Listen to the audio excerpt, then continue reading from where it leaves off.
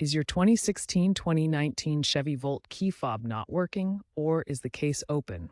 The most likely cause is a dead or dying CR2032 battery. This battery powers the remote lock-unlock, trunk release, panic button, and passive entry system. Symptoms of a failing battery include delayed responses or the remote failing completely.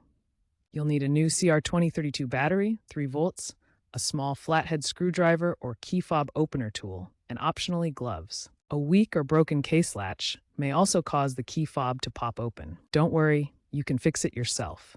First, locate the small slot on the side of your Volt's key fob. Insert the screwdriver and gently pry the case open. Be careful not to force it. Remove the old battery, noting the correct orientation, positive side up. Insert the new CR2032 battery with the positive side facing up. Snap the case back together securely. Test the fob's functions. If it still doesn't work, try reprogramming it by holding the lock and unlock buttons simultaneously. If the case won't stay closed, consider an aftermarket replacement. Dispose of the old battery responsibly at a recycling center. If problems persist, a circuit board fault may exist which requires a more advanced repair or replacement.